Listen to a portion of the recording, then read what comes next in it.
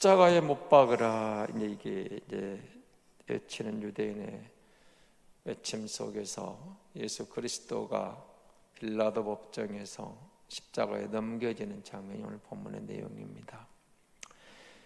죄가 없는 그가 십자가에 못 박히게 되는 거죠. 정말 예수 그리스도에게는 죄가 없습니다. 흠이 없다. 그래서 신약의 기자들은 우리와 같은 성정, 인성을 가졌을 때 죄가 없다라고 증거하고 계시죠. 그렇지만 그가 십자가에 내어주게 됩니다. 그가 찔림은 우리의 허물 때문이요, 그가 상하심은 우리의 죄악 때문이라고 예언했던 이사야 선지자의 그 예언이 성취되는 장면이기도 하죠. 십자가형을 외치고 있습니다. 그러나 빌라도는 오늘 4절 6절을 보면은 그에게서 죄를 찾지 못하겠다, 두 번이나 그렇게 말을 하고 있죠. 4절을 한번 보실래요? 빌라도가 다시 밖에 나가 말하되 보라, 이 사람을 데리고 너희에게 나오나니 이는 내가 그에게서 아무 죄도 찾지 못하는 것을 너희로 알게 하려 함이로라.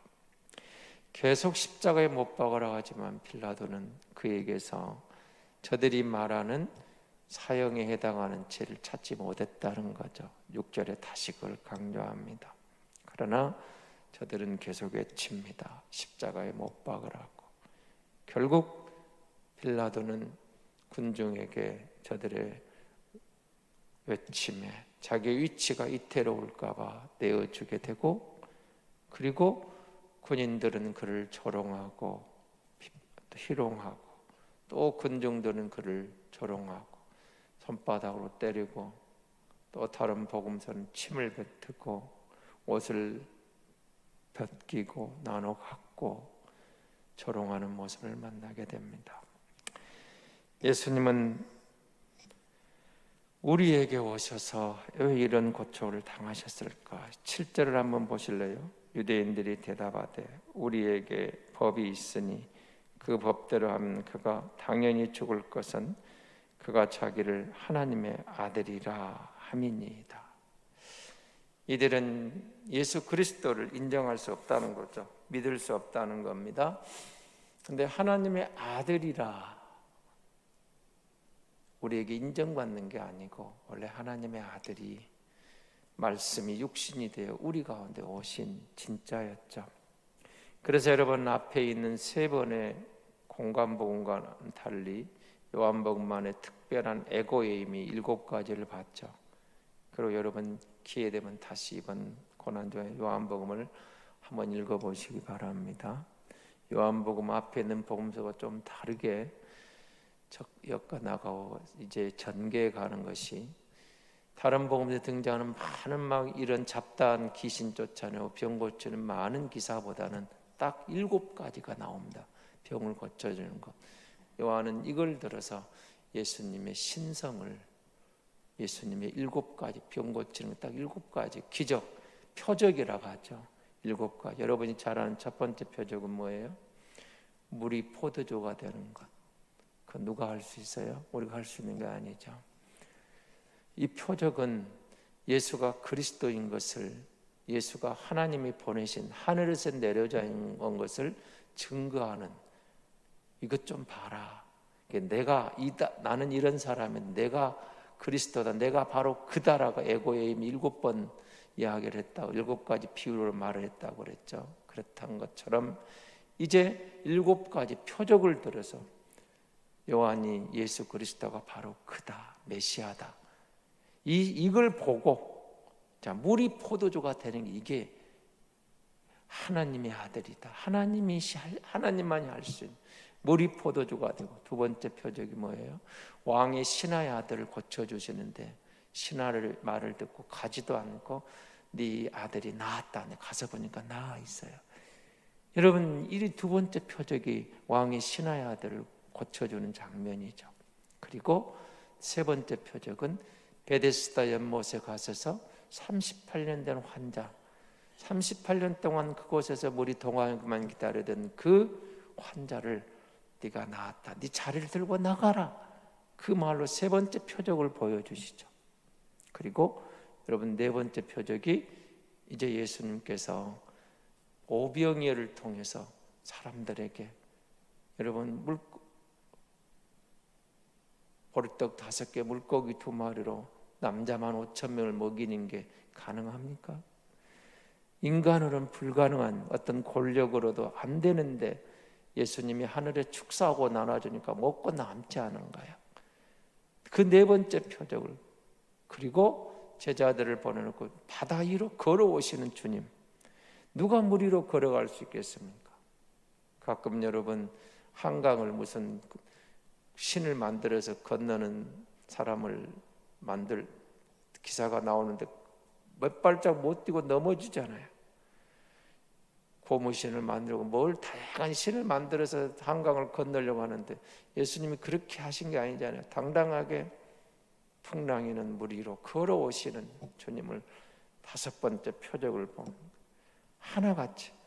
그리고 9장에 보시면 날 때부터 소경된 자를 침을 뱉어서 진액을 발라 물에 눈을 대고 실로암 못에 가서 씻으라. 그랬더니 소경이 눈을 뜨잖아요. 9장 전체에 그 소경과 유대인 간의 논쟁이 이루어진다. 내가 메시아 선지자를 만났다. 고이하게. 그리고 마지막에 가서 뭐가 나옵니까? 베드로 나사로를 살려주시잖아요. 죽은 나사로가 살아나요. 죽은 지 나흘이나 되어서 시체가 썩어가는데 나사로야 나와라. 하나같이. 이건 사람이 할 수 있는 게 아니라는 거죠. 7가지 표적을 들어 요한은 당당히 이렇게 그가 하나님이다. 하나님의 보내신 그 메시아다. 예수님의 신성을 분명하게 드러내는 거예요. 그러나 그럼에도 불구하고 대제사장들과 종교 지도자들은 불법적인 빌라도 법정에서 사형 선고를 유도하고 예수를 십자가형으로 몰아고 합니다.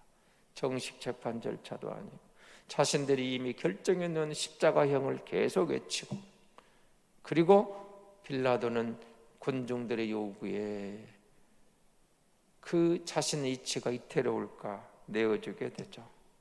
이들이 하는 이 상황은 사실은 하나같이 정당한 게 아니었지만 결국은 말씀을 이루려는 빌라도 때문이 아니고 대제사장 때문이 아니고 나 같은 죄인을 살리려는 하나님의 사랑이, 하나님의 은총이 그 십자가형을 떠난 나 같은 죄인을 구원해 주신 것입니다.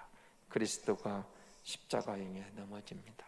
빌라도가 다시 그에게 묻습니다. 12절입니다.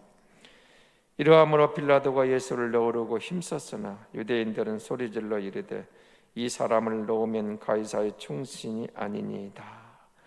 무릇 자기를 왕이라고 하는 자는 가이사를 반역하는 것이니이다. 할 말이 없습니다. 이제 빌라도는 자기 자신이 그 이치가 이태로워진 거죠. 예수를 놓아주면 반역죄에 동참할까 봐 내어주게 되죠.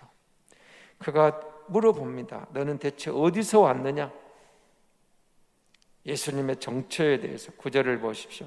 다시 관정에 들어가서 예수께 말하되 너는 어디로서부터냐 하되 예수께서 대답하여 주지 아니하시는지라. 빌라도가 이르되 내게 말하지 아니하느냐? 내가 너를 놓을 고난도 있고 십자가에 못 박을 고난도 있는 줄 알지 못하느냐? 주님은 또 이렇게 이야기합니다. 예수께서 대답하시되 위에서 주지 아니하셨더라면 나를 해할 권한이 없었으리니 그러므로 나를 내게 넘겨준 자의 죄는 더 크다. 빌라도는 유대 지도자들 보이는 것밖에 볼 수 없었지만 예수 그리스도는 보이지 않는 하나님의 손길까지도 보고 계시는 거죠. 내가 이렇게 당하는 것은 하나님의 뜻이라는 것을, 섭리라는 것을 보고 있는 겁니다. 그리고 네가 그런 고난이 있는 것 같지만 사실은 하나님께서 네게 허락한 것이니까 하라는 겁니다. 결국 십자가에 넘겨집니다. 그러나 그는 죄가 없으셨습니다. 진정한 우리 왕 예수 그리스도, 그가 애매히 무고히 고난을 당하신 것은 나 같은 죄인을 구원하시려는 하나님의 사랑이었습니다. 빌라도는 결국 사람의 눈을 의식해서 무죄인 줄 알면서도 십자가형에 예수를 놓아주죠. 넘겨주죠.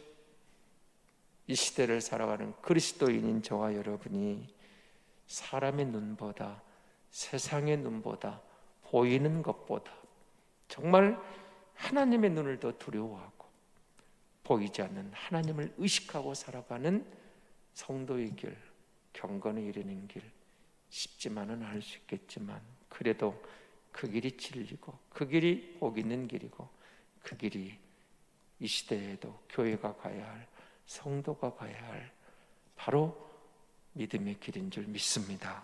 자유롭게 기도하고 가시기 바랍니다.